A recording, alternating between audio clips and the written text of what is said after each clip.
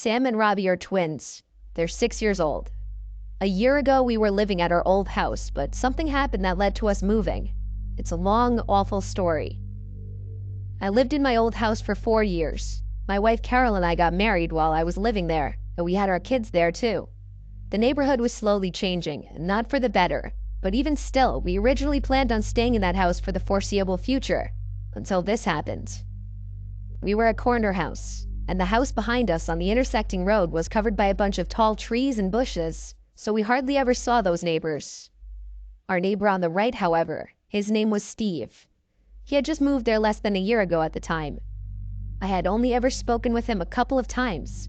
Both times I could hardly understand what he said because of his heavy accents, and he just overall didn't seem like the friendliest guy. 2 of his windows overlooked our backyard. There wasn't much privacy. But whatever rooms the 2 windows were that overlooked the backyard, I had never seen the lights on in either of them, so I always assumed it was an unused guest room or something of that nature. One day in the summertime, Sam and Robbie were playing in the backyard in their blow-up pool and with their water guns while I was outside doing yard work.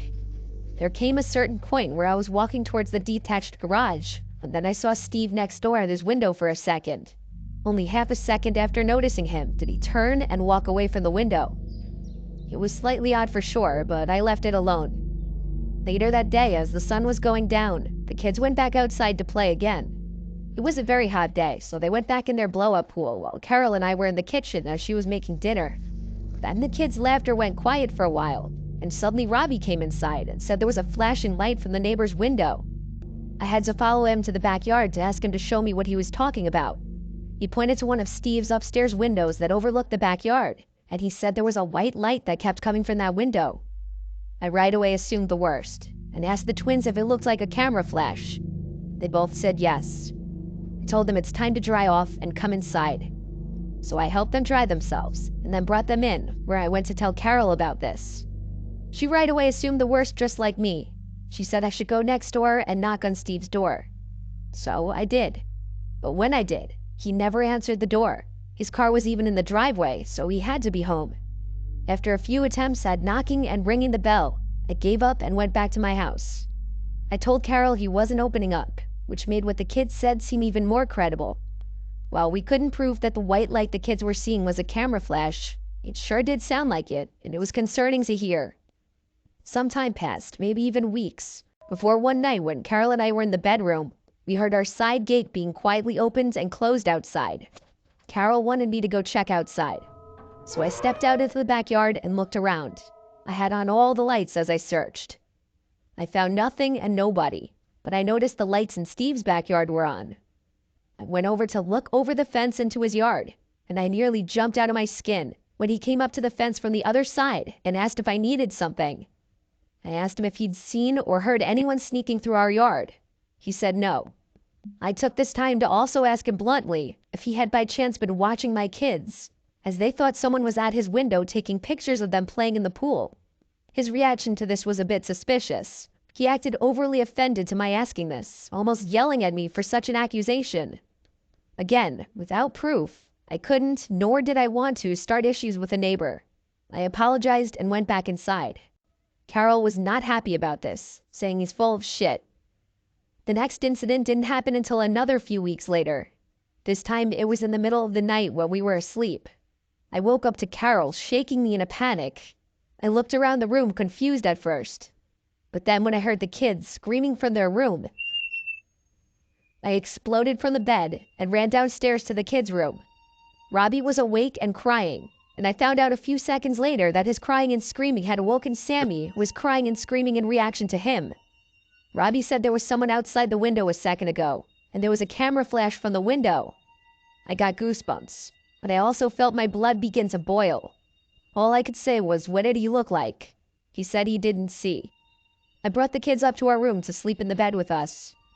With the lights off, I peeked out our bedroom window to look across at Steve's unlit house next door.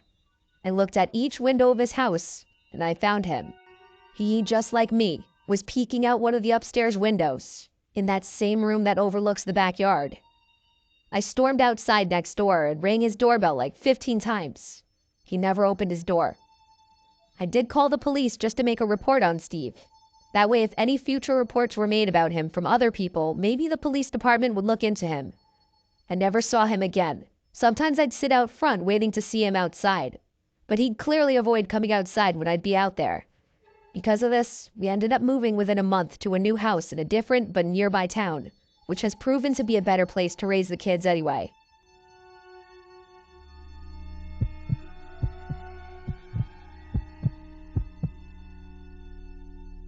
About 3 months ago, I moved into an apartment with 2 other women so I could attend college. There's a list of things that make the building we live in not that great. For example, most apartment rooms face the corridor, where people from the same floor as you will constantly walk left and right to get in or out of the building. So if you keep your windows open, anyone pacing outside can see into your room. But considering I spend most of my time at college, and the girls I live with and most of the neighbors are really nice, the things on that list don't really bother me that much. A few nights ago, while getting ready to go to bed, I could hear music playing from somewhere, mostly pop songs from the 2000s.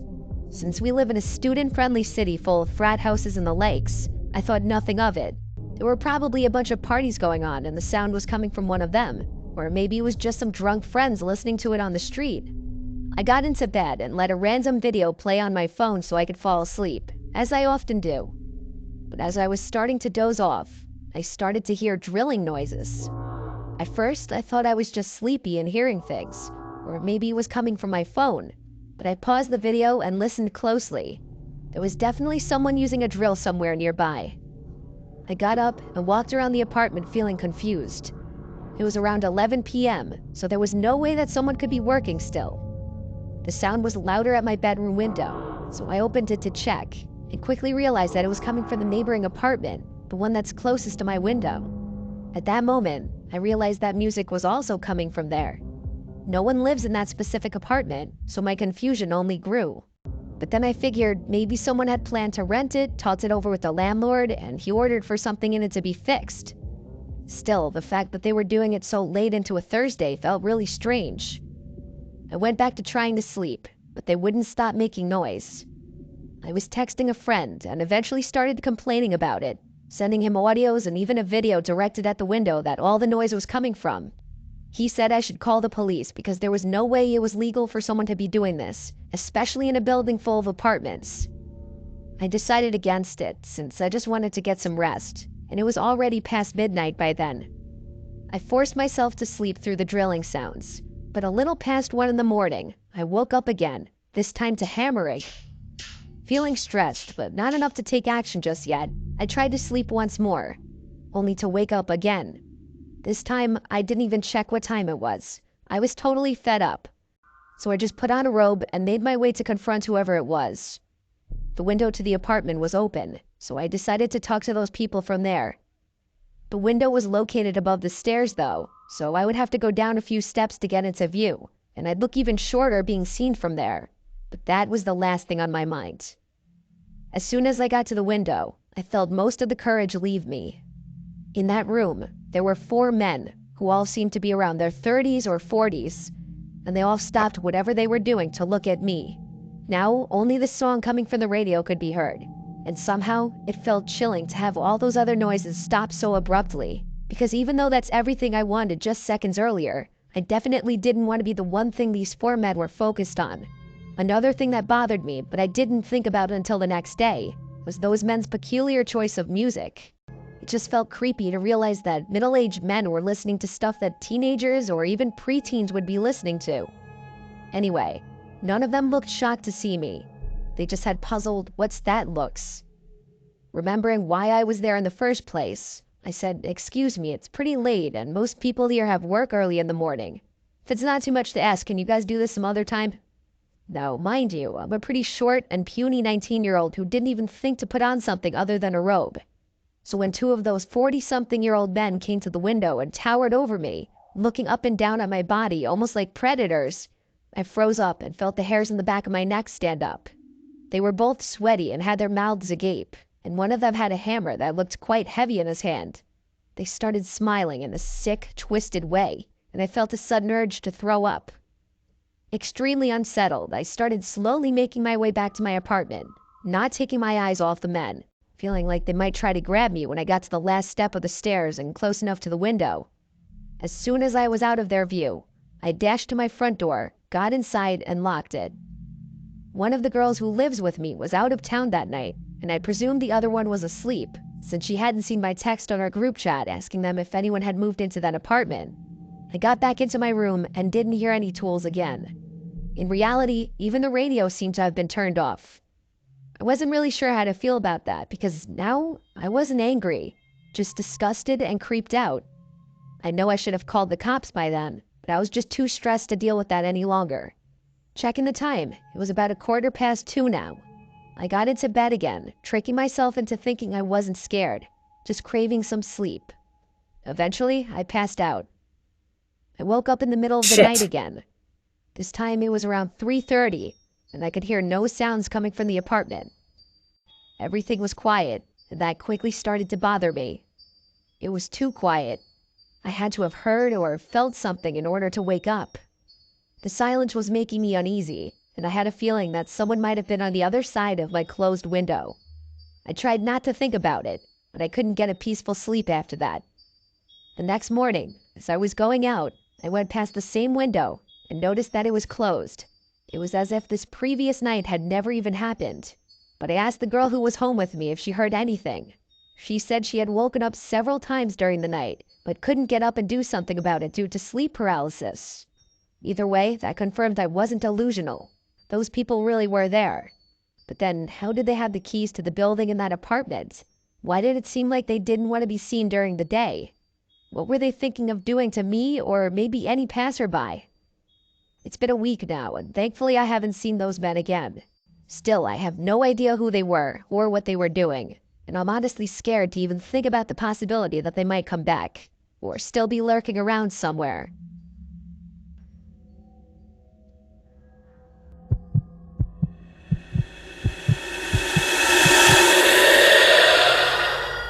I live in a pretty basic suburban town on Long Island, New York. My girlfriend Sarah and I recently started renting a small house perfect for 2 to 4. We have a decent-sized backyard, and our house is on a very quiet street. One side of our house has a water drainage basin, as the county calls it, which is just a bunch of trees surrounding a sump. On the other side is our neighbor Kyle, who lives with his wife. They're a bit older in their 60s and quiet. Then directly across the street is a little patch of woods that's in front of another water drainage basin. So for people who like privacy out front, our house is perfect. But then there's the backyard. Kyle's house is blocked off by some bushes that the landlord planted years ago. So besides the house directly behind us over the fence, there's no other houses that could see into the yard. However, that one house looking into our backyard was all that it's taken to genuinely make Sarah and I uncomfortable. As I'm writing this, it's currently the fall, so we've been doing fall cleanup the past few weeks.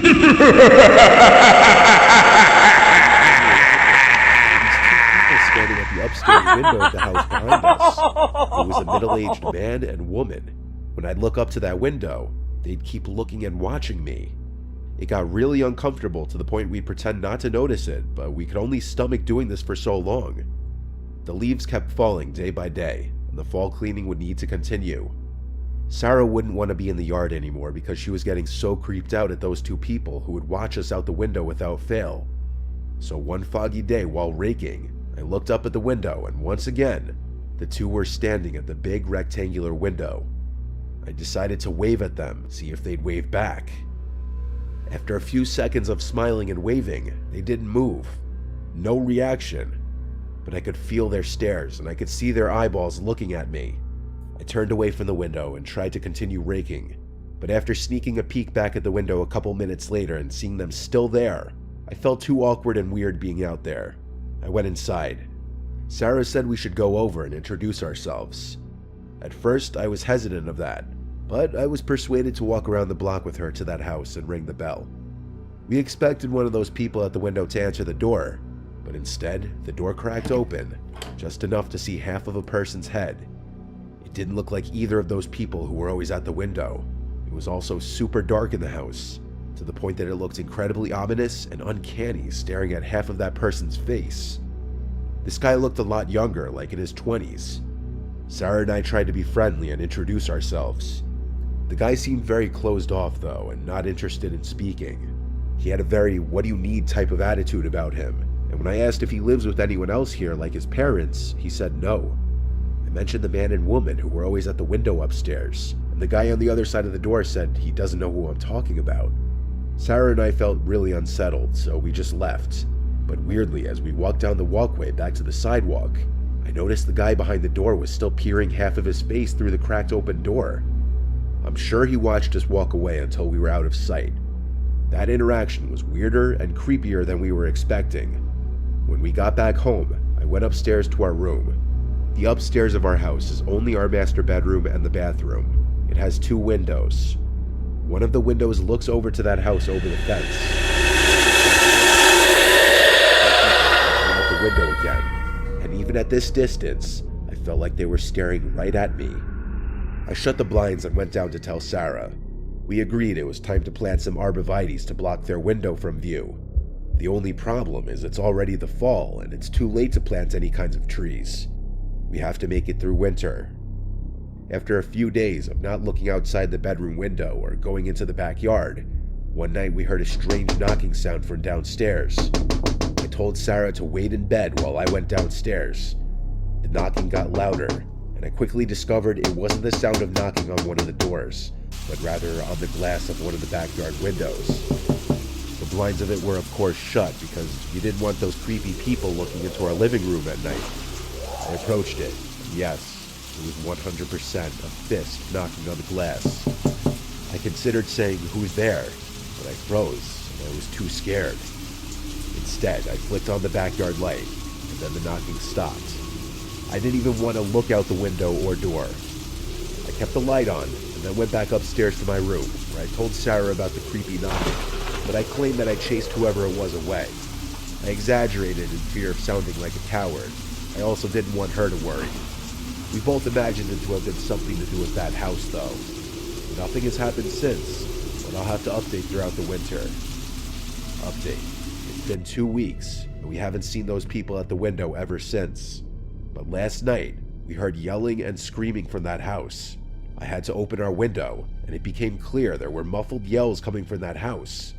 The fact that we heard it through 2 sets of closed windows just goes to show how loud the yelling was. Then, out of nowhere, it just stopped and went quiet. We almost called the police, but ultimately didn't.